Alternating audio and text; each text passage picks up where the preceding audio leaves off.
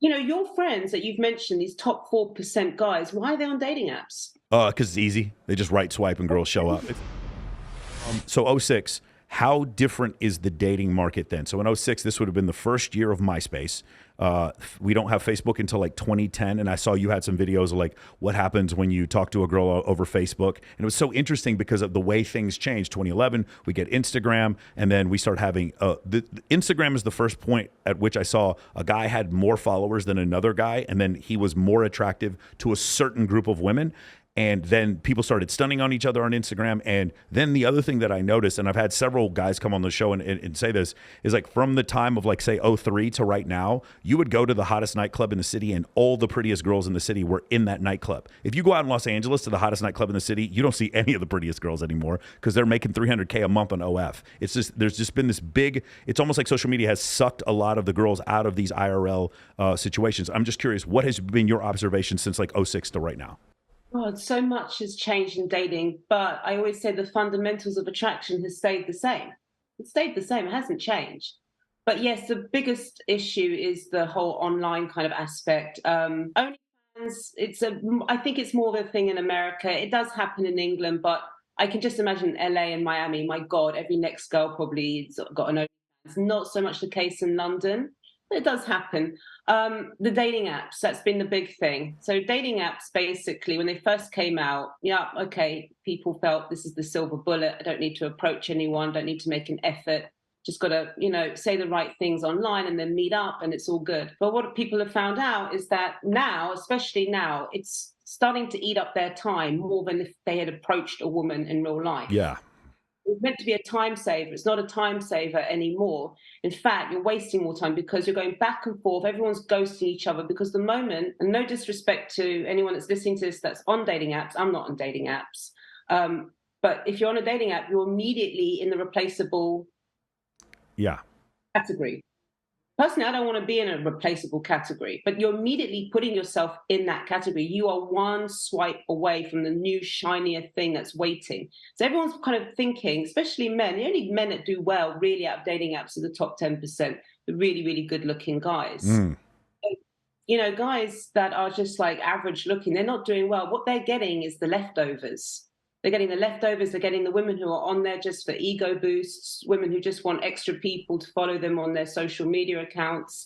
They're getting the catfish. They're getting all the crap, basically. And they just, they're going back and forth on these messages. And then when they actually do, 'cause it's like playing a slot machine, isn't it? It's like, oh, I'll get the jackpot at some point.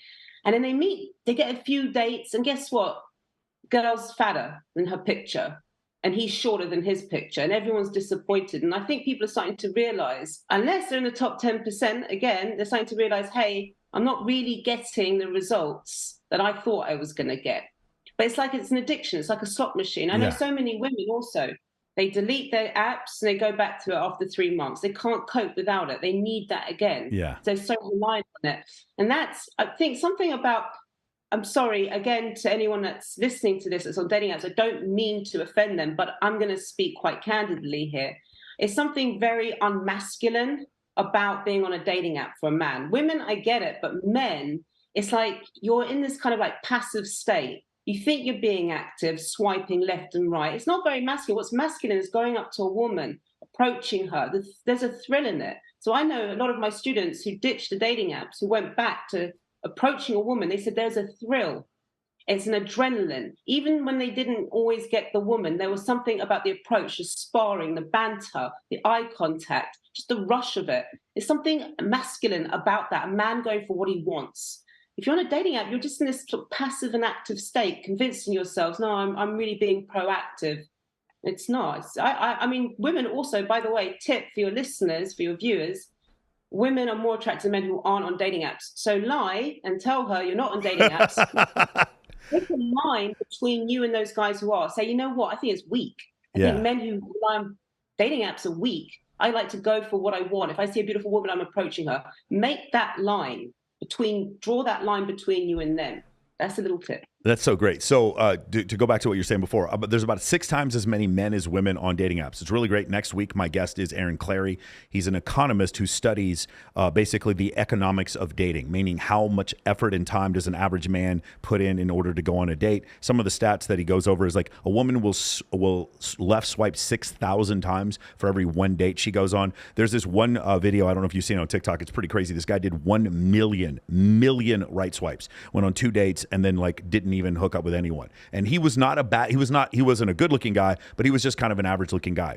The data when women are surveyed on these, and not just dating apps, but also eHarmony and OkCupid, is that 80% of men on these apps are deemed to be below average attractiveness. 20% of men are deemed to be attractive, but only 4.5%, you said 10%, but about 4.5% of men are so attractive that women will actually pursue them. I have some guys that work in my company. They're in that 4.5%, and their dating apps are great. They're right swipes. They're going on several dates a week. The rest of them, it's exactly what you said. When you see an attractive woman, this is maybe just a Vegas thing, but if you see an attractive woman and she right swipes on you, she is a prostitute. She's trying to get you to go down her own funnel. She has some sort of mental disorder, or you've met someone who's just getting back into the dating market. She's, maybe in her mid 40s and has like 4 children with her, and she's getting back into it this way for like short-term casual dating. The thing I have to say, and this is another thing, Kezia, an attractive woman does not need an app for short-term sexual access. Let me say that again. Attractive women do not need an app for short-term sexual access. You were like, I'm worried about offending people. I'm not worried about offending them. I completely agree with you. When you looked at Ashley Madison, which was like a cheating app, it was 98% men on there and 2% women. Women do not need an app for short-term sexual access. They don't. And so that's what I was saying before. That's why I love what you were talking about before. They're not on there for that. Women are on there looking for relationships, most of them. There are a few, of course, that are looking for just a hookup, but a lot of them are using it for relationships. And the men know that. It puts the man in a stronger advantage, to be honest, than the women. Yeah. But, your friends that you've mentioned, these top 4% guys, why are they on dating apps? Because it's easy. They just right swipe and girls show up. It's masculine. That's not masculine. Yeah. There's something about every guy I've met who said I'm not on dating apps. Immediately he goes up in my estimation. Immediately. Nice, for sure. No offense to your friends. Sorry, I don't want to. Oh no, listen, Kezia, that we offend each other all the time. My course is like a Marine Corps boot camp. Don't worry about it. Say whatever. And by the way, this is the other thing. I had a friend of mine. Similar situation to what you talked about before. Several times I would ask girls for advice about things because I used to manage a strip club, and then I worked here in Las Vegas, so it was always like 7 girls to every guy. Wherever I go, I was the host of the Maxim parties, so it was just one of these situations where there were just a lot of women around, and some of them I'm just friends with, and I would have these discussions with them. And you're right, the advice was terrible, often very terrible. Then every once in a while, I'd meet a girl who was just very much like, yeah, dude, she's fucking some other dude. I was like, what? And she'd be like, yeah, that girl's not into you at all, dude. She just doesn't even, she doesn't get. I'm like, huh? And this girl who was telling me this, she was like a man eater. This girl would like run through dudes, and her advice was so brutally honest. I was like, okay, there's a few women who are like open and honest about this thing, but it's not most of them. And then when I met one, I would pay attention and listen to what they say because their honesty was so brutal, and people appreciated that. And that's why I think you've been so successful, all over this time, because you're willing to give this advice that like a lot of other women aren't. Because a lot of times when you tell women, hey, you notice how you keep saying you want to date a nice guy, but your last 3 exes you keep saying are narcissists. Do you see how that's confusing to men? How that doesn't like match up? And I just do appreciate when some women are out there and are like willing to say, yeah, that's because women will say one thing and be attracted to a different thing. Obviously, the concept that you believed before this guy approached you, which is there's chemistry there or there's not. And by the way, it's really funny because I have a panel show here where we'll have 10 girls on there, and there's still a lot of women who think that way. In fact, I'd say most women still live in that world where they kind of don't think that because if I explained to a man, if I was like, hey, there's something that an unattractive woman could say to you to make you attracted to her, he'd be like, that's ridiculous. Of course you can't do that. And so when you say this same kind of concept to a woman, a lot of times they're like, yeah, just be hot and tall and rich. When I have a conversation with them, they wouldn't conceive of the concept of a man becoming funnier, having boundaries, choosing a deeper register, getting into better shape, like becoming financially independent, becoming a leader of other individuals. These concepts making him more attractive, him not having those things and then later having those, was just concepts that, like even my girlfriend now, she's 22, I don't think that they grasped those concepts a lot of times. The criticism was whenever I would ask women for advice, or I'd listen to women give advice to men, it was always they were giving the advice about the men that they were already attracted to. So buy roses and be vulnerable is something that like you want Brad Pitt to do to you. But like men that they didn't find attractive, that they would not give advice for that because they couldn't conceptually conceive of a man who they weren't attracted to doing anything to make them attracted. Today, Chris Williamson just put out a post and he was basically talking about how men who are super alpha need to be more vulnerable in front of their wives. And basically the concept from, male dating coaches is that you should never do that. And that's not the case.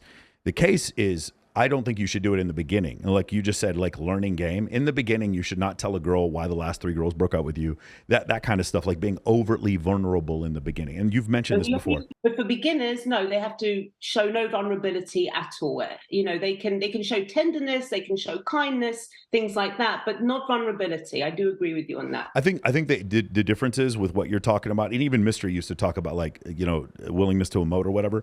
The concept is you're not a victim. When I am emoting about something, like for instance, a dog dying or whatever, I'm not a victim in the story.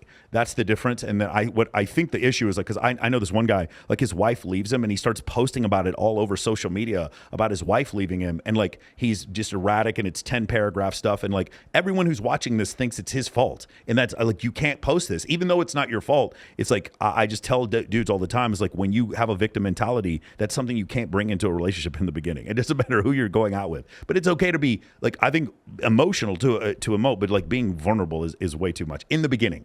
When your wife has a baby and you want to cry, that's absolutely totally normal. It's just in the beginning.